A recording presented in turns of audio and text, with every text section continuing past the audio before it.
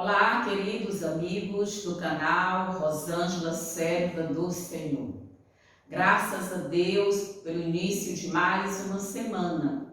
Como é bom estarmos na presença de Deus, termos a certeza de que Deus tem cuidado de nós, que Deus está conduzindo a história da humanidade e que Deus também está conduzindo a nossa história. Louvado seja Deus pelo lindo plano da criação, da salvação e da redenção em Jesus Cristo. Mais uma semana para estudarmos aqui as Sagradas Escrituras por meio do guia de estudos da lição da Escola Sabatina. Lembrando mais uma vez que o tema desse trimestre, Provados pelo Fogo, nosso guia de estudos, ele é com comentário da profetisa Ellen White.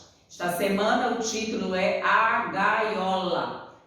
Já estamos aqui na terceira lição, não é? Referente ao terceiro trimestre de 2022. Oremos então para pedir a presença de Deus e a direção do Espírito Santo conosco.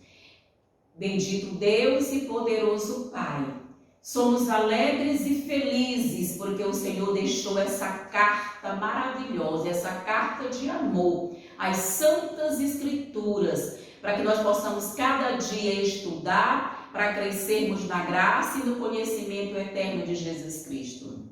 Senhor Deus, nós te damos graças e louvores porque o Senhor é bom e a tua misericórdia dura para sempre. Nos concede o Espírito Santo, o bendito Deus Espírito Santo, nosso professor, para estudarmos esse tema, em nome do Pai, do Filho e do Espírito Santo. Amém. Então, queridos, é um título assim, muito inusitado. Esse autor tem esse diferencial. Ele traz assim títulos muito bem elaborados. E eu, como professora da universidade, professora universitária, como eu oriento muito trabalho de conclusão de curso, né, TCC, de várias maneiras, eu acho muito interessante, eu fico muito focada nos títulos, quando os alunos escrevem assim, títulos interessantes. Esse autor, ele tem esse diferencial. Eu já dei uma olhada aqui nos títulos das lições, né, das 13 lições para esse trimestre, e eu achei muito interessante. Não é? A gaiola, essa que nós estamos agora, a quarta, vendo a face do ourives, calor extremo, lutando com toda a energia, esperança indestrutível, vendo o invisível, uma vida de louvor. A lição 10, mansidão no crisol, esperança, esperando no crisol, morrer como semente. E a lição número 13 traz Cristo no crisol. Jesus também passou pelo seu crisol, não é, queridos? Então nós vamos observar aqui, o verso a memorizar está aqui em primeira epístola de Pedro, capítulo 1, versículo 6, que diz: Nisso exultais, embora no presente, por breve tempo, se necessário, sejais contristados por várias provações.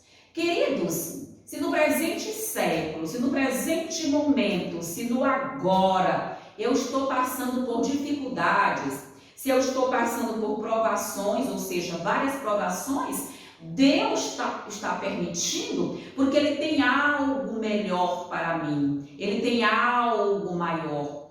Às vezes nós, em nossas limitações mentais, em nossas limitações físicas, não é? Na nossa fragilidade, na nossa maneira de ser, nós somos pó, nós somos cinzas. E às vezes nós não entendemos qual é a dimensão do plano de Deus para a nossa vida.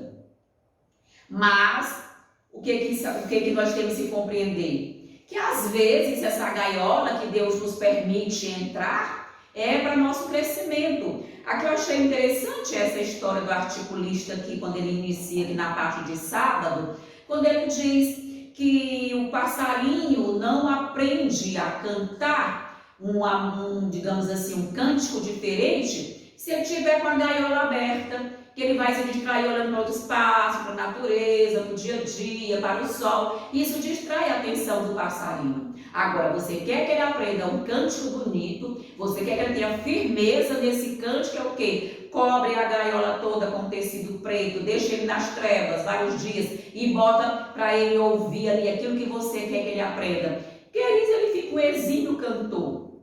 Meu pai era um grande criador de pássaros, gostava muito de pássaros.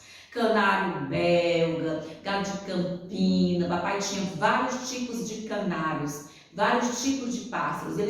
Eles exalavam aquele cântico, não é? Exultando aquele cântico lindo às manhãs.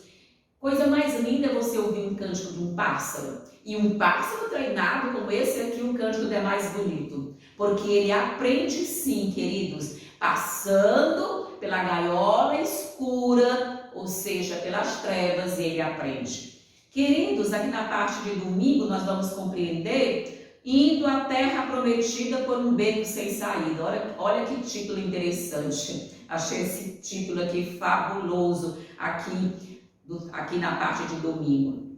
E tem aqui um texto que diz: e chegando o faraó, os filhos de Israel levantaram os olhos, e eis que os egípcios vinham atrás deles, e ficaram com muito medo. Então os filhos de Israel clamaram ao Senhor. Ou seja, queridos, às vezes Deus tem planos para a nossa vida. Queridos, quem conduziu Israel para aquele beco sem saída? Jesus, foi Deus que conduziu. Deus sabe todas as coisas, queridos. Vamos reiterar isso e compreender que Deus sabe todas as coisas. Deus sabe o final desde o princípio. Deus está nos conduzindo para um final feliz. Qual seja, o final feliz é o quê? É estarmos nos céus, receber a coroa da vida eterna, adorarmos Jesus por toda a eternidade, Rei dos reis e Senhor dos senhores. Essa é a nossa missão.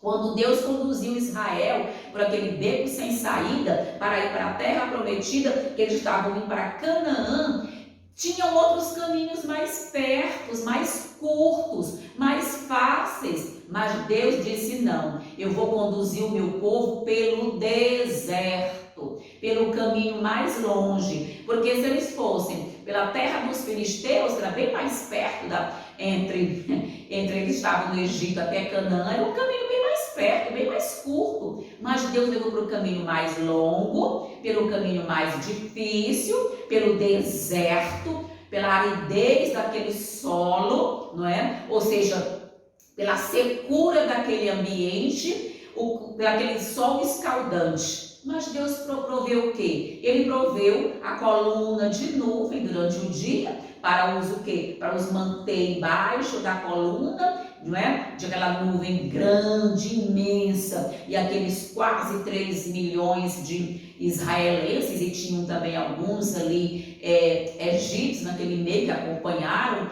não é? A comitiva, e ali Deus o que? Proveu aquela sombra, aquela nuvem, ela trazia um frescor, era uma nuvem gostosa. Para o quê? Para tirar um pouco do calor do deserto, para trazer um pouco de tranquilidade e conforto ao povo de Israel. E durante a noite vinha o quê? Vinha aquela grande coluna de fogo, o Espírito Santo ali presente com aqueles nossos irmãos israelitas. Queridos, eles pensavam que estavam num beco sem saída, mas quando nós nos encontramos num beco sem saída, só nos resta uma alternativa: clamar ao Senhor. E eles clamaram ao Senhor. E o Senhor fez o quê? Atrás o exército, não é? Dos egípcios, à frente o mar, coloca o pé no mar vermelho, que ele se abre. Às vezes Deus quer provar a nossa fé. Deus quer que a gente coloque o pé na água, e quando a gente coloca o pé na água, o mar se abre, ou o Jordão também se abre. É assim, queridos, nas nossas vidas, cada dia o Senhor tem nos provado. E aqui nós vamos ver algo interessante que diz: o Senhor ia diante deles, Durante o dia, numa coluna de nuvem, como eu já mencionei, para os guiar pelo caminho. Durante a noite, uma coluna de fogo. Cada parte da jornada foi conduzida por Deus. Por quê, irmãos? Cada parte da jornada foi conduzida por Deus. Glória a Deus. E cada parte da nossa jornada, da minha jornada, também está sendo conduzida por Deus. Assim eu creio, você precisa também crer. E aqui continua dizendo: mas olhe para onde ele os levou primeiro, ao lugar em que o mar estava diante deles, ou seja, havia montanhas de um lado e de outro, e o exército estava onde? Estava atrás deles. Porque Deus levou os israelitas a um lugar que sabia que eles ficariam amedrontados. Para quê, queridos? Deus queria testar a confiança dele. Não é no sentido de testar como um teste, mas era para desenvolver a confiança deles. Deus não precisa testar ninguém, Ele conhece as nossas limitações, as nossas idiosincrasias humanas. Deus conhece, mas Deus queria o que também? Desenvolver, fazer ali, deixá-los assim, para que eles pudessem o quê? Desenvolver essa confiança, corroborar, substanciar essa confiança, não é? Que eles pudessem realmente crer no Deus eterno, para desenvolver, despertar neles a dependência completa e total de Deus, ou seja, o Senhor pelejará por vós, foi o que Moisés disse. Se acalme, o Senhor pelejará por vós. Eu digo isso sempre, o Senhor está pelejando por nós e Ele há de pelejar por nós até o final. E a outra questão, que Deus nos livraria. Moisés trouxe muito incentivo, palavras de ânimo, palavras de força para aquele povo de Israel. Aquele povo tinha dura cerviz, como nós também hoje temos dura cerviz, ou seja, uma mente às vezes cauterizada, uma mente difícil de entender que Deus permite todos esses crisóis para o nosso crescimento. E muitos precisam ir para a gaiola, muitos vão para a gaiola mais do que os outros. Muitos ficam na gaiola pouco tempo e Deus já então tira as trevas. Mas muitos precisam passar muito tempo na gaiola para compreender, para ter o sentido da salvação, para sentir a alegria da salvação. Ou seja, que lições os israelitas aprenderam com essa experiência? Ou seja, o povo temeu o Senhor e confiou nele. Ou seja, confiou no povo e também confiou em Moisés. Às vezes eu fico assim tão triste quando eu vejo que as pessoas, ao ouvirem uma pregação, ao ouvirem uma pessoa que estuda, falando como vai ser o nosso final, como tudo já foi escrito nas Santas Escrituras, eles ficam sem acreditar. Mas aqui Deus também queria que o povo confiasse em Moisés. Deus precisou desenvolver confiança do povo em Deus e confiança do povo em Moisés. Ou seja, por que confiar em Deus às vezes é tão difícil, né? Ou seja, mesmo conhecendo o mundo das suas maravilhosas promessas. Queridos, eu só tenho uma resposta para isso aqui. Quando as pessoas não acreditam, não confiam em Deus, mesmo vendo as promessas de Deus, eles estão muito longe de Deus. Porque quem conhece Deus, quem está caminhando com Deus, confia em Deus. Queridos, eu sei quem tenho crido. Como disse Jó, eu sei que meu Redentor vive e por fim se levantará, não é, por sobre a terra. Precisava desenvolver aqui. Deus nem sempre Deus escolhe, não é, o caminho mais leve, o caminho melhor. Deus sempre tem o quê? Permitido coisas em nossas vidas. Ellen White, vamos ver como Ellen White aqui comenta, aqui no nosso apêndice aqui da lição. Queridos, Deus às vezes permite que a gente vá pelo caminho mais longo para o nosso crescimento. mas Deus quer desenvolver em nós o que? A nossa fé, a solidez da nossa fé. E nós temos que dizer: Senhor, ajuda-me na minha falta de fé. Não olhem para as provações como algo estranho, mas como meio pelo qual somos purificados e fortalecidos. Tenham por motivo de grande alegria o fato de passarem por várias provações, diz Tiago, em Tiago capítulo 1, versículo 2 e 3. Como assim? Sabendo que a provação da fé que vocês têm produz o que? Perseverança. É mediante essas provações que nós vamos produzindo o que? Cada dia perseverança, desenvolvendo fé, desenvolvendo a nossa esperança, e isso nos ajuda no crescimento. Na vida futura, compreenderemos coisas que aqui nos deixam muito perplexos. Reconheceremos então quão forte e ajudador nós temos o que tínhamos, que é Deus e seus anjos ao nosso redor. Ou seja, eles eram comissionados, os anjos de Deus, para nos guardar ao seguirmos o conselho da palavra de Deus. Queridos, Deus tem comissionado seus anjos magníficos em poder para estarem ao nosso redor. Deus tem enviado o Espírito Santo, o nosso Consolador, o nosso Confortador, o nosso Professor, para estar também conosco, queridos. E que nós temos a temer? Nós temos que saber que estamos o quê? Sob o esconderijo do Altíssimo.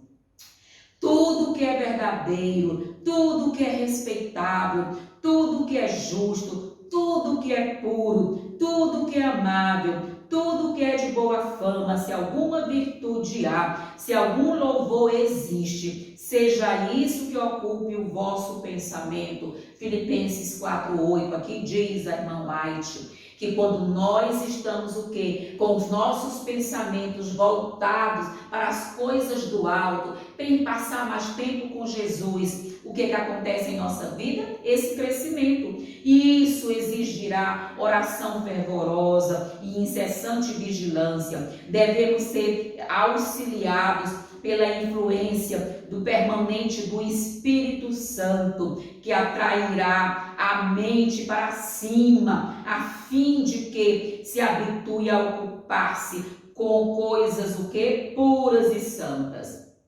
E devemos estudar diligentemente a palavra de Deus. Guarda no teu coração,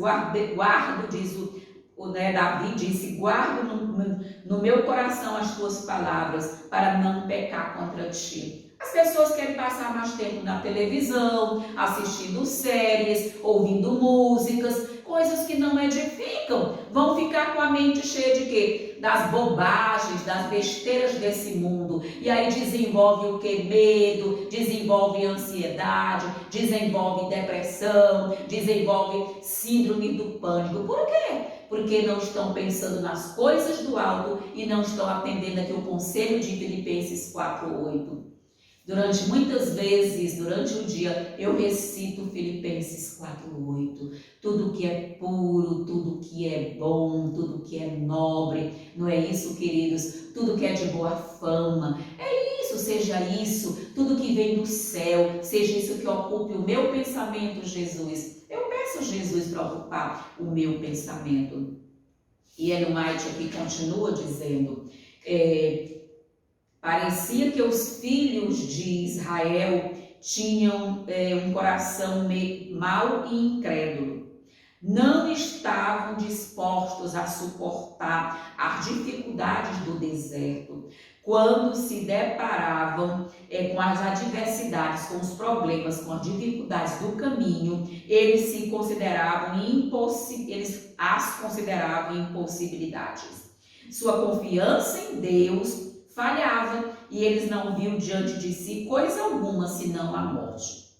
Às vezes nós olhamos para o povo de Israel e queremos ser melhores do que eles. Em que somos melhores do que eles? Em que? Em nada, absolutamente nada. Nós às vezes estamos como eles, com medo, de enfrentar, sem confiar em Deus, sem entender essas questões. O Senhor permitiu que o suprimento de alimentos ficasse escasso e que as dificuldades os rodeassem, para que seu coração se voltasse a Deus, ou seja, aquele que até ali os havia ajudado, e nele confiassem, nele acreditassem. Estava pronto para ser um auxílio presente para eles. Se em sua necessidade eles o invocassem, ele lhes manifestaria sinais de seu amor e contínuo cuidado. É buscar a Deus. A palavra-chave é Senhor, Senhor, Senhor. Quando nós clamamos pelo Senhor, quando nós buscamos a Deus, quando nós entregamos nossa vida nas mãos de Deus, Ele realmente resolve todas as questões. Vamos ver aqui, também voltar, para nós entendermos aqui na parte de segunda-feira, águas amargas, ou seja, essa jornada, querido, de 3 dias, eles não tinham o quê? Não tinham visto ainda a água. Será que Deus errou o caminho? Porque eles foram para um lugar que não tinha água, estavam mortos de sede, 3 dias já. E ali o suprimento, o alimento estava acabando, ali eles também não tinham água. Será que Deus errou? Claro que não, queridos. Deus não erra jamais, né, velho? Deus não erra nunca. Deus estava o quê? Conduzindo o seu povo. Toda a congregação dos filhos de Israel partiu do deserto de Sim, fazendo suas paradas, segundo o mandamento do Senhor, e acamparam em Refidim. Mas ali não havia água para o povo beber. Por que Deus levou o povo para o Refidim, se lá não tinha fonte de águas? E se tinha, eram águas o quê? Amargas. Por quê? Queridos, às vezes Deus permite experiências amargas em nossas vidas, tristeza, dor, lágrima, não é isso? Para que a gente possa o quê? Também ser fortalecidos, queridos. Está diante de nós o conflito final dos séculos. Está diante de nós essa vitória que Deus, por nosso intermédio, vai vencer essa vitória final. Já venceu na cruz. Estamos preparando para vencer a batalha final pelo poder do Espírito Santo, cheio do Espírito Santo. E Deus nos leva para o Refidim.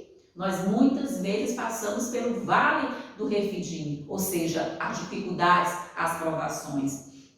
Talvez não recebamos de Deus tudo o que queremos, mas acaso não podemos esperar obter tudo o que precisamos? Tem pessoas que sonham e sonham. Eu quero uma mansão, eu quero carros, eu quero casas. Queridos, eu digo muito para as pessoas, que está lá em Mateus capítulo 6, né? A partir do versículo 32. Busque em primeiro lugar o reino dos céus e a sua justiça, e tudo mais vai ser acrescentado. Eu sou o exemplo vivo disso, queridos.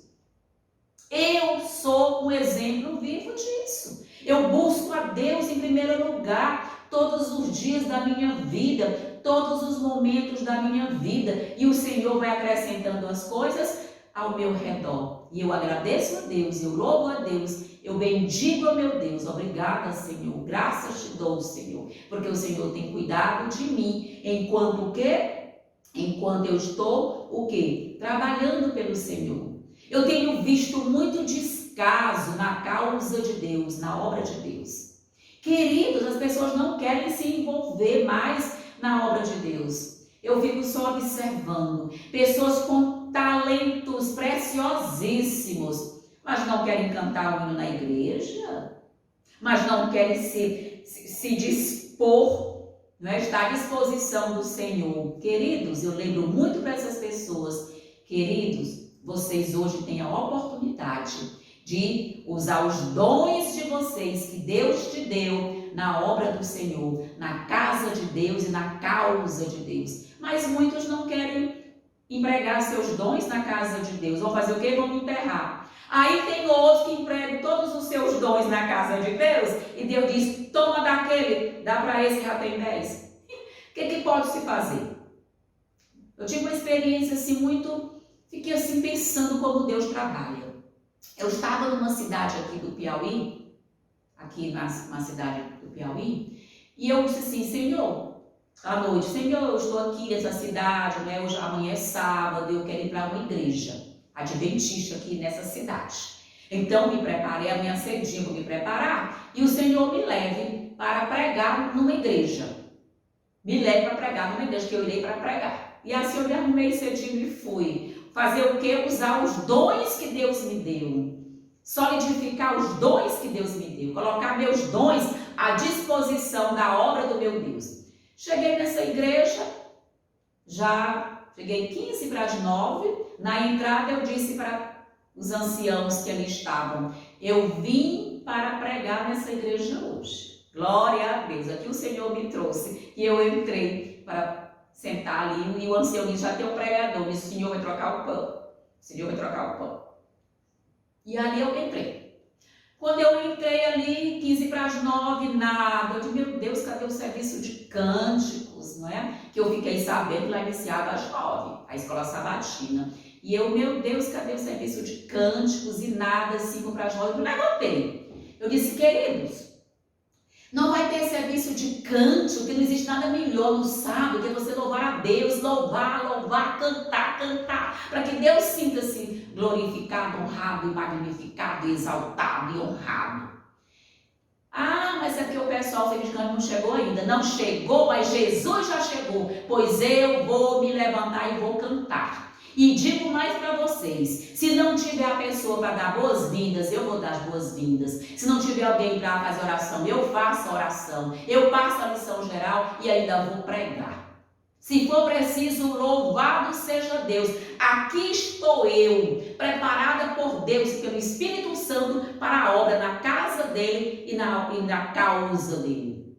E ali eu fui para o púlpito. Peguei o microfone ali na plataforma, comecei a cantar com a igreja, cantamos. Depois já tinha cantado uns 2 hinos, que chegou o pessoal do louvor. E eu disse, chegaram tarde demais. Queridos, Deus não precisa de pessoas que tratam a sua obra de maneira relapsa. É assim também que às vezes as pessoas pensam aqui, não é? Que estão fazendo algo para Deus, como às vezes nossos irmãos também pensavam, os israelitas. Ou seja, nós temos que entregar nas mãos de Deus. E ali, para concluir a história, que ela é muito relevante, eu continuei, dei boas-vindas, não é? Fizemos ali a parte especial, sabe? Passei a lição geral, não é? Encerrei a escola sabatina e preguei. Quando eu já estava pregando, lá veio o pregador oficial do dia. E eu disse, Senhor Jesus, o Senhor não merece esse tipo de descaso com a tua obra. O Senhor não merece, Senhor Jesus. Isso é descaso com a obra de Deus. Por que eu contei essa história? Eu já estava pregando e ali fiquei no púlpito e terminei aquele dia. E me senti tão abençoada, tão honrada, tão gratificada para ser o dia da presença de Deus feliz. Sabe o que é isso, queridos? São os dons. Deus já deu 5, vai dar 10. Já deu 10, vai dar 20. Para quem? Para os que trabalham, para os que querem desenvolver seus dons na igreja, para os que se oferecem para desenvolver seus dons. Quando você se oferece, você está se oferecendo para trabalhar na obra de Deus, para a honra e para a glória de Deus. E aí, queridos, que eu achei interessante, não é?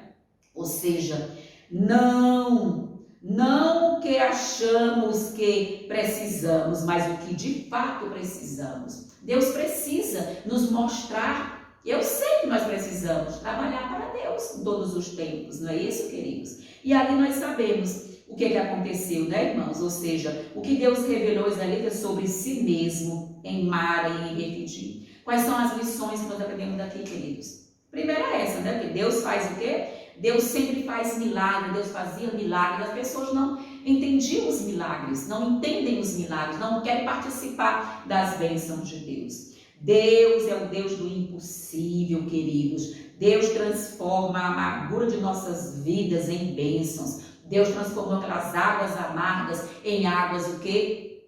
Saudáveis, em águas potáveis, em águas doces.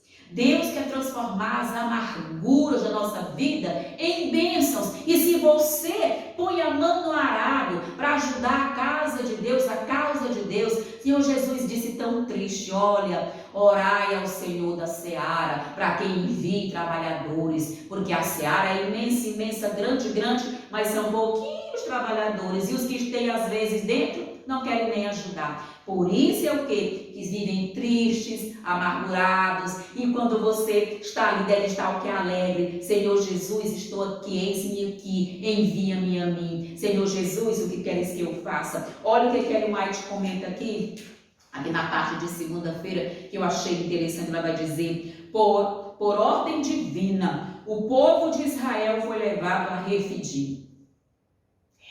Por ordem divina estavam em Refidim, um lugar desprovido de água.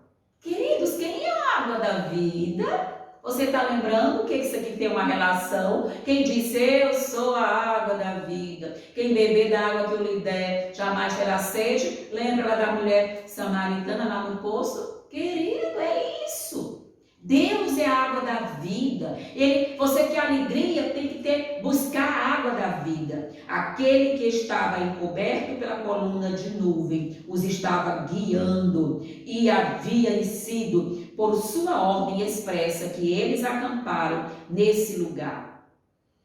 Deus sabia da falta de água em Refidim e levou seu povo para lá a fim de provar sua fé. Muitos hoje pensam que ao iniciarem sua vida cristã serão libertados de todos ou libertos de todos os problemas, todas as necessidades e dificuldades. Mas todo aquele que toma sua cruz para seguir a Cristo, ele chega ao Refidim de sua experiência. Já passei várias vezes pelo Refidim, eu, Rosângela. E aí ela continua dizendo, a vida não é toda composta de pastagens verdejantes e riachos, mas somos o que? Surpreendidos por desapontamentos que sobrevêm, privações, e apresentam-se circunstâncias que nos levam a situações difíceis. Em misericórdia, Ele para conosco o Senhor Deus tem. Ele sempre nos coloca nos lugares mais fáceis. Nem sempre Deus nos coloca nos lugares mais fáceis. Pois se o fizesse, nós em nossa autossuficiência nos esqueceríamos de que o Senhor é nosso auxílio em tempo de necessidade. Deus permite as nossas decepções e provações que possam vir sobre nós, para que possamos perceber nossa própria incapacidade e aprender a invocar o auxílio do Senhor. Amém. Moisés feriu a rocha, mas era Cristo que estava com ele e fazia a água o que? Fluir da pedra. É assim, queridos. Primeiro Deus transformou as águas amargas em água doce, colocando ali o quê? O que era aquela madeirinha que foi colocada ali? Nada assim, senão o poder de Deus. E quando Deus veio, a própria rocha eterna que Moisés feriu, ali também era quem? Era Jesus. Ou seja, Jesus está provendo tudo em nossa existência. Ou seja, está o Senhor no meio de nós ou não? O povo de Israel perguntou isso. Que questão, não é? Será que eles já tinham dúvida que Deus estava no meio deles? É assim, às vezes nós também temos nossas fraquezas, não é? Ou seja, na parte de terça-feira, o grande conflito no deserto. Aqui nós vamos ver a experiência de Jesus, ou seja, o Refidim de Jesus. Ou seja, Jesus passou pelo seu crisol. Aqui está o crisol de Jesus. Nós vamos estudar bem mais adiante na lição, bem mais adiante sobre o crisol de Jesus. Mas aqui nós temos alguns vislumbres, não é, queridos? Jesus, cheio do Espírito Santo, voltou do Jordão e foi guiado pelo Espírito Santo, né, ao deserto, durante 40 dias, sendo que tentado pelo diabo. Nada comeu naqueles dias, ao fim dos quais teve fome. Ou seja, que lições você pode aprender com esse relato sobre como vencer a tentação e não ceder ao pecado? Queridos, Jesus não colocou Deus à prova. Ele não dialogou com Satanás. Jesus disse o quê?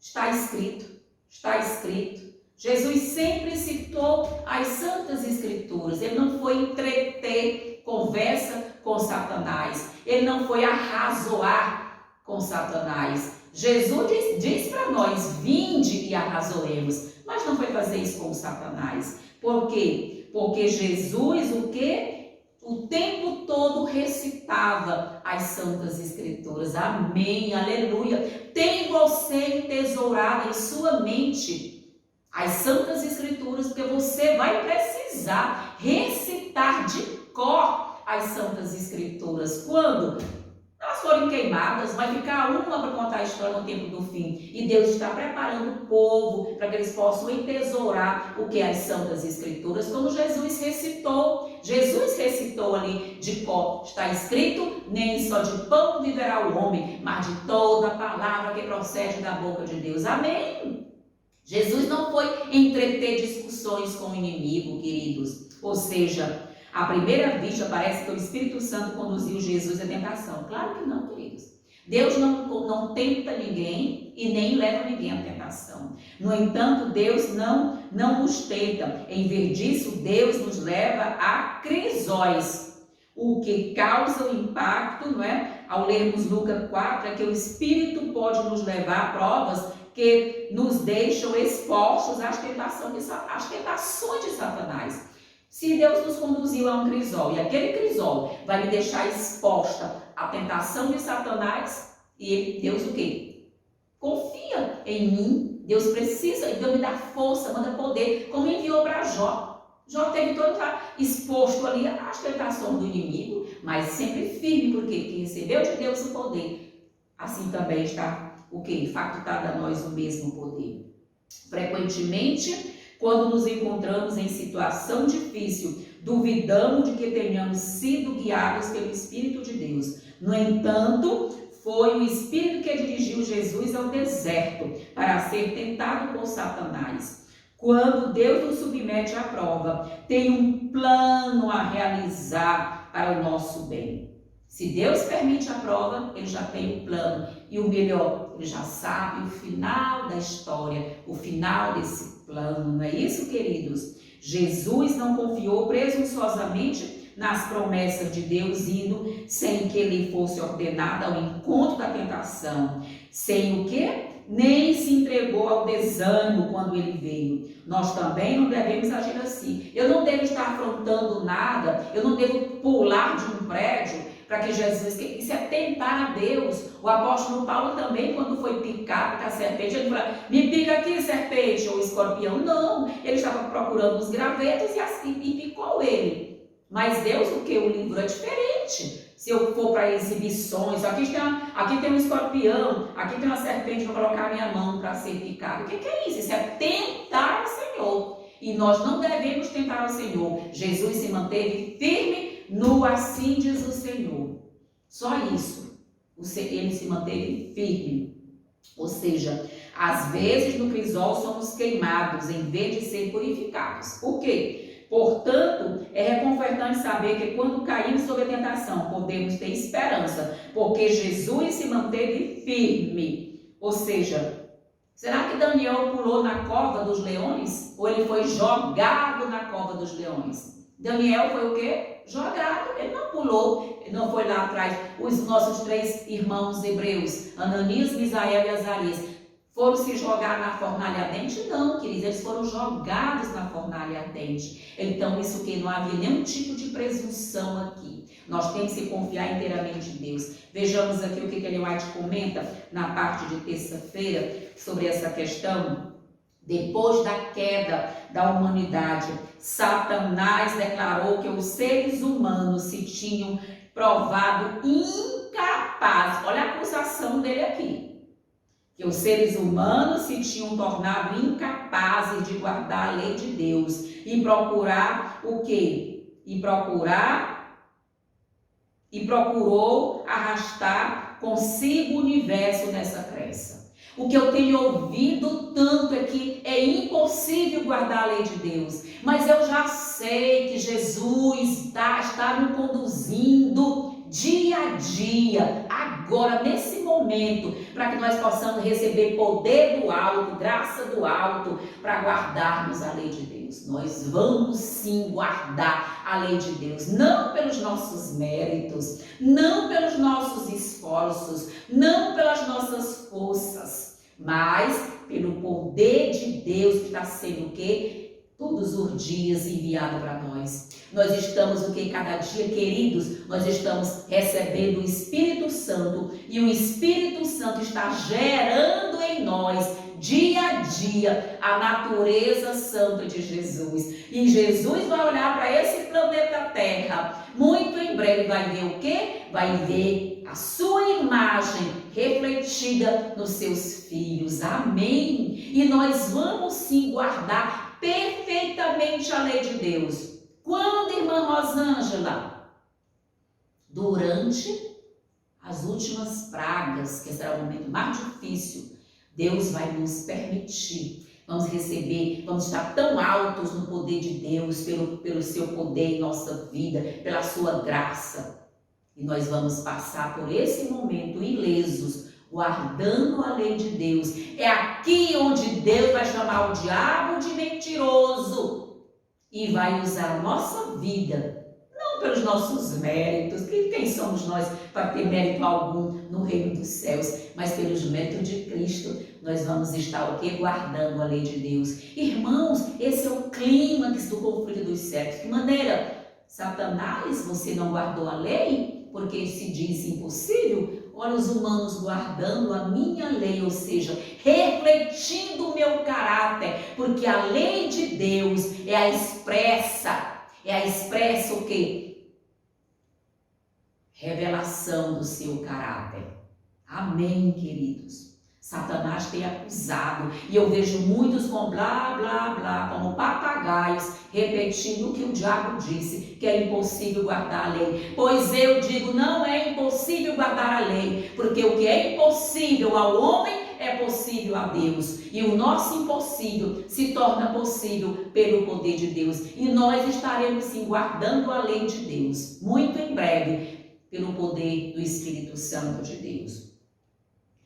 As palavras de Satanás pareciam verdadeiras e Cristo veio para desmascarar o enganador.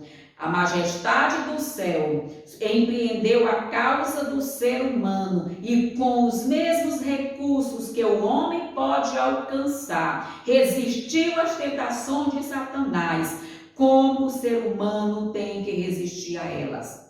Essa era a única maneira pela qual o ser humano decaído podia tornar-se participante da natureza divina. Como? Tomando sobre si o quê? A natureza de Jesus. Ou seja, tomando sobre si a natureza humana, Cristo se achou habilitado a compreender as provas e tristezas do homem e todas as tentações que o rodeavam. Há anjos que não conheciam o pecado, não podiam compreender o homem em suas provações peculiares. Cristo condescendeu em tomar a natureza humana sobre si, e ele foi tentado em todas as coisas, a nossa semelhança, a fim de saber como socorrer os que são tentados. Pelo poder de Cristo, nós podemos ser mais que vencedores. Os tronos, os reinos do mundo e da glória deles foram oferecidos a Cristo. E ele disse o quê? Jesus não quis aceitar. O homem nunca será provado com tentações tão fortes como as que Jesus foi tentado. O que Jesus queria receber de Satanás, esse mundo, essas glórias? Tudo isso me foi dado, a ti eu te dou. Se Jesus conhece a majestade do céu, se Jesus é a majestade do céu, se Jesus conhece o céu dos portões para dentro. Queridos, em nome de Jesus, muitos estão trocando os portões para dentro do céu para ficar com essas besteiras desse mundo. Satanás tem maior sucesso em abordar o homem. Todo esse dinheiro, todo esse ganho, essa terra, poder, honras e riquezas em troca de quê? Suas condições em geral são que a integridade seja deixada de lado e a consciência seja afetada e o egoísmo alimentado. Através da dedicação a interesses mundanos, Satanás recebe toda a homenagem que ele busca. A porta é deixada aberta para que ele mesmo possa entrar. As pessoas permitem, não é, queridos, isso. E infelizmente nós estamos diante desse conflito e nós precisamos, pelo poder de Cristo, nos colocar o que? Nas mãos de Deus.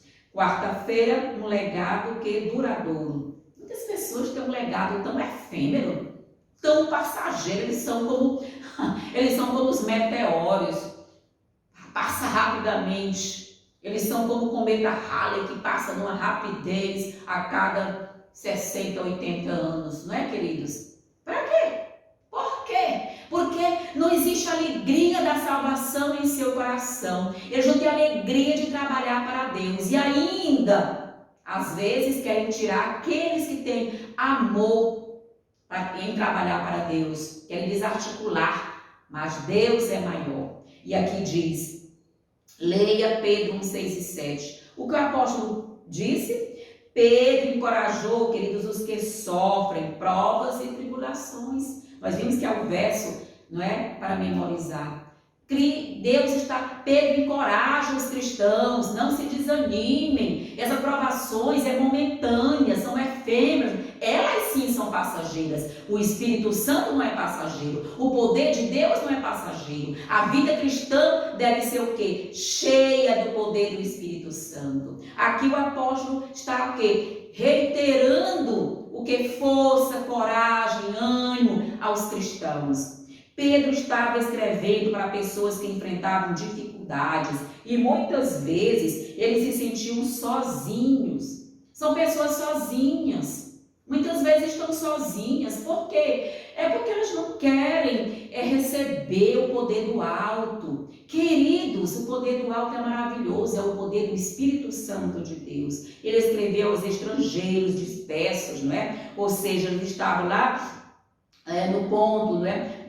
No ponto, na Galácia, na Capadócia, estavam na Ásia, estavam em Betim. Ou seja, o que é que isso significa? Eles estavam às vezes se sentindo só, mas o apóstolo mandou uma carta, uma epístola para eles se sentirem o que? Animados.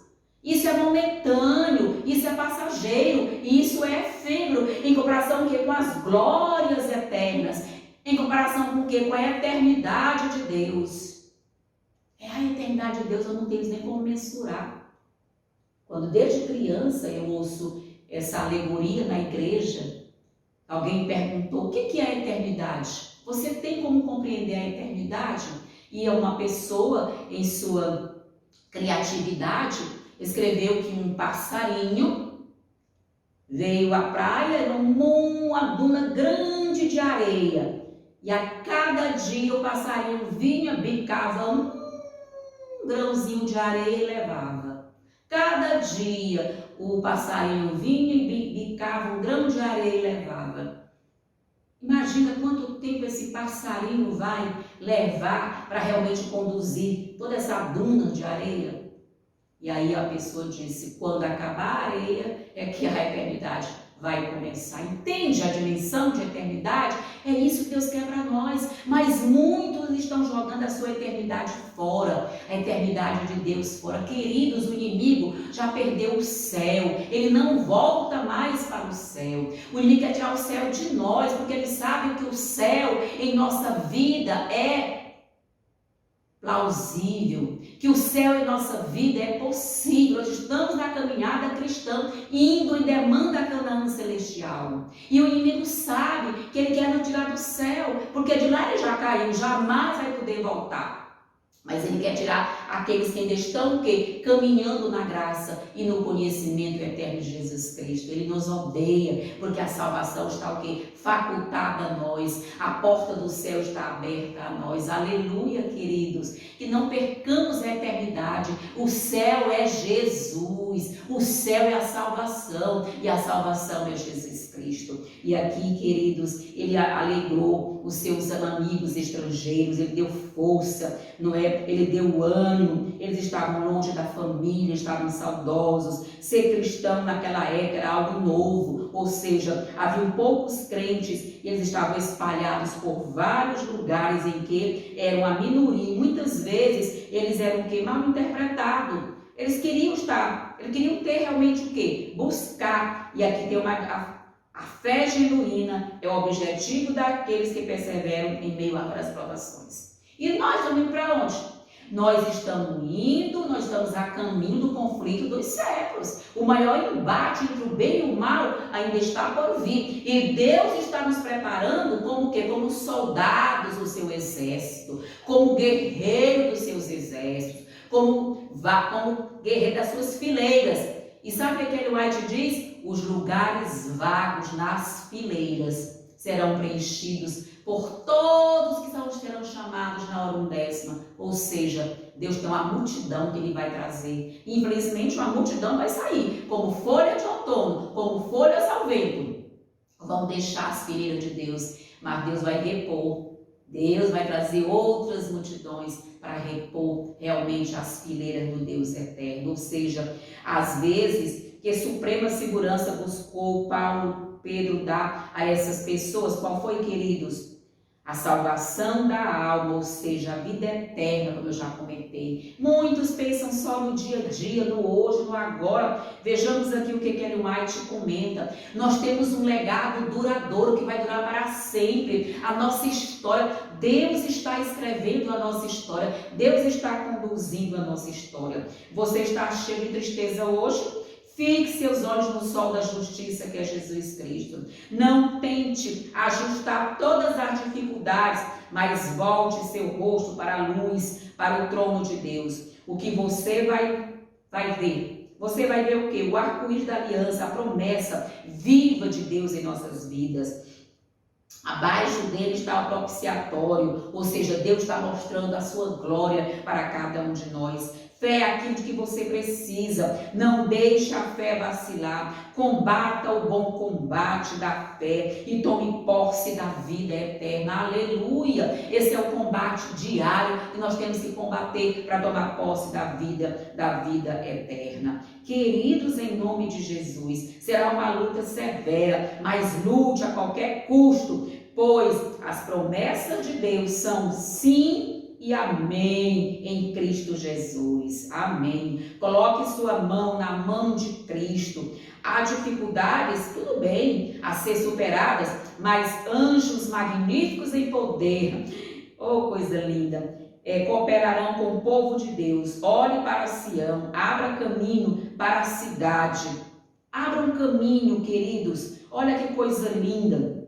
Nós vamos ter que abrir esse caminho, essa questão, para que nós possamos para a cidade das solenidades, uma coroa gloriosa e um manto tecido no tear do céu aguardam cada um de nós. Amém, aleluia. Embora Satanás lance sua sombra infernal em seu caminho e procure esconder de sua vista a escada mística que se estende da terra até ao céu, como nós vimos que Jacó viu, na qual sobem e descem os anjos de Deus, ou seja, os espíritos ministradores que trabalham em favor da nossa salvação, aos que hão de herdar a salvação. Nisto vocês exultem, escreveu Pedro, embora no presente século possamos estar tristes por um breve momento, ou seja, o que ele diz para nós, mas uma vez confirmado o valor da fé, vocês têm muito mais preciosa do que o ouro perecível, mas nós temos o quê? Nós temos que ser provados pelo fogo, apurado pelo fogo. Vamos que resulte em louvor, em glória e honra,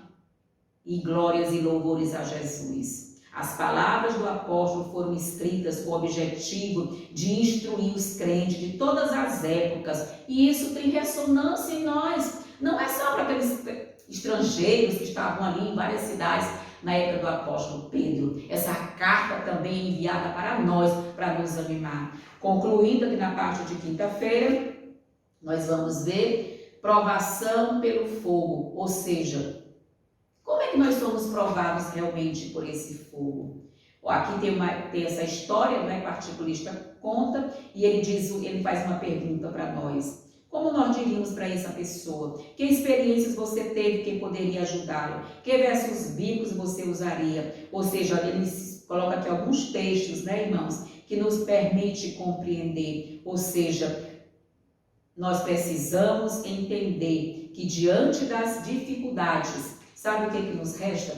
Eu queria convidar você a ler aqui Romanos. É um dos textos assim muito preciosos da palavra de Deus, muito bonito aqui o livro de Romanos, deixar essa lição, quando a gente já vai partir para o encerramento desse estudo. Olha que coisa linda, Romanos 8, 28. Esse é um dos textos que eu mais recito. Sabemos que todas as coisas cooperam para o bem daqueles que amam a Deus, daqueles que são chamados segundo o seu propósito. Deus tem um propósito em sua vida. Deus tem um propósito na minha vida, na nossa vida. O que acontece é que Deus revela para uns mais rapidamente. Deus me levantou dos bancos da igreja no ano 2000. Há mais de 20 anos, precisamente, porque todos sabem que eu estou na igreja desde 1965. A caminhada cristã, ainda como neófita, aprendendo aqui, aprendendo ali, caindo aqui, levantando ali. Mas desde o ano 2000, foi aquele chamado impactante, igual Paulo, quando foi chamado, que caiu do cavalo. Ali eu tive um encontro realmente com Cristo, e foi ali que eu compreendi. Eu sei em quem tenho crido e qual é a obra que Deus tem para a minha vida. E eu estou aqui dizendo todos os dias: eis-me aqui, Senhor, me conduz para a tua obra. Eu sou má, não é? Eu sou cinza, eu sou pó, eu sou pecadora, mas a tua graça me basta. Me cobre, Senhor, com teu santo manto de justiça e de graça. Ensina-me, dize o que queres que eu faça. E Deus tem dito cada dia qual é a obra. Pergunte para Deus: qual é, Senhor, a minha obra? O que o Senhor deseja que eu faça para conduzir pessoas à salvação? E eu digo para Jesus: eu só quero me envolver, Senhor Jesus, com a salvação de pessoas para o teu reino. Primeiro com a salvação da minha família, da minha parentela, e com a salvação dos que estão ao nosso redor. Aleluia! Então, queridos, você pode fortalecer a pessoa com esse versículo aqui de Romanos. Todas as coisas cooperam para o bem dos que amam a Deus. Queridos, olha como Ellen White traça, como Ellen White discute essa lição aqui, não é? De quinta-feira. Olha que coisa maravilhosa como ela vai apresentar aqui. Como nós estamos o quê? Na provação, sendo provados pelo fogo, ela vai dizer: não devemos apresentar ao Senhor nossas petições para provocar, aliás, para provar se Ele cumpre sua palavra, mas porque a cumpre, não para provar que Ele nos ama, mas porque Ele nos ama. Se eu já sei que Deus me ama, que Ele já fez tudo para a minha salvação, que Ele está me conduzindo para os céus, por que eu tenho que provar a Deus? Nós não precisamos mais provar a Deus de nada. Ele já deu suas promessas. E ela continua dizendo: sem fé é impossível agradar a Deus. Irmãos, a fé deve preceder a nossa obediência. A fé deve ser o que? O firme propósito, o firme alicerce para que a gente cresça cada dia na graça e no conhecimento eterno de Jesus. Porque é necessário que aquele que se aproxima de Deus creia que Ele existe e que recompensa os que o buscam. Como é que é? Eu vou repetir. Coloca isso na tua memória. Aquele que se aproxima de Deus precisa crer que Ele existe. Você crê que Deus existe? Às vezes parece que as pessoas não creem, como o povo de Israel ali. Estará o Senhor no meio de nós? Olha a pergunta que eles fizeram. Ali tentando a Deus, provocando a Deus. Claro que Deus estava no meio deles, queridos. Que Ele existe e que Ele recompensa os que o buscam. Estou aguardando a minha recompensa, apesar de receber as várias recompensas durante o dia, durante a semana, tem a grande maior recompensa, que são as glórias eternas. Porém, a fé não está de maneira nenhuma ligada à presunção. Cuidado, não vamos confundir fé, lágrimas em fé, confundir com presunção. Muitos pensam que uma pessoa é tão fervorosa que é presunção. Não, queridos. Sabe o que eu tenho percebido? Eu tenho visto pessoas com tanta fé em jogadores de futebol. Eu tenho visto pessoas com tanta fé em times de futebol. Eu tenho visto pessoas com tanta fé chorando por times de futebol, chorando por ídolo de futebol. E quando vê o irmão na igreja chorando, se emocionando pela influência do Espírito Santo, acha pieguice. Queridos, que incoerência! Eu digo, meu Deus, para onde estamos andando? Para onde esse povo está indo? Gastam tempos e tempos e tempos com futebol, adorando os deuses do futebol, chorando por time de futebol. E nenhuma lágrima é derramada diante de uma pregação, às vezes tão linda, às vezes diante de uma música, às vezes diante de um apelo. Entende a inversão de valores? É isso, queridos, é isso que a Ellen White está aqui dizendo. Para a pessoa, quando vê a fé de um irmão que cresceu bem, que ele chora, que ele clama, que ele prega, que ele tem ânimo em Jesus, que tem alegria, que não acha que isso é presunção. Não, a sua fé depende do tamanho do seu relacionamento com Deus, da sua conexão com Deus, da sua confiança em Deus. Ou seja, somente aquele que tem verdadeira fé está seguro contra a soberba. Amém, aleluia. Apóstolo Paulo recebeu o espinho na carne para lutar contra a soberba. Pois presunção é a falsificação da fé, ou seja, realizada por Satanás. A fé reivindica as promessas de Deus, olha a diferença, e produz frutos de obediência, olha a diferença. A presunção também reivindica as promessas, mas as usa como fez Satanás, para justificar a transgressão.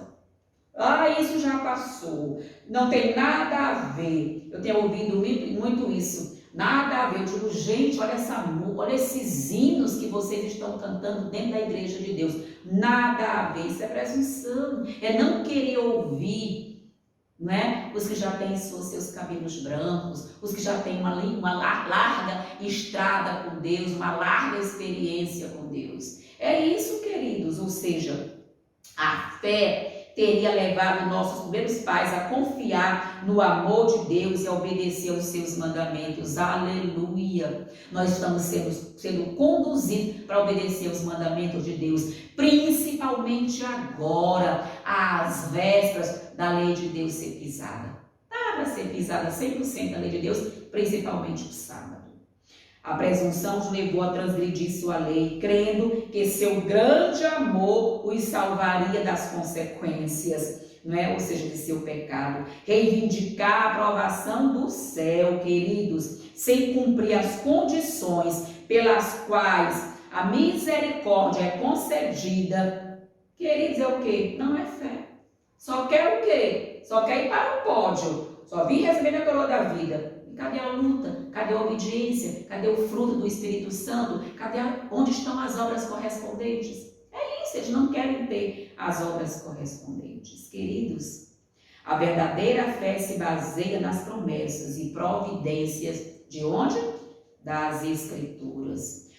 As provas e obstáculos são os métodos de disciplina escolhidos pelo Senhor Deus e as condições de bom êxito que nos apresenta.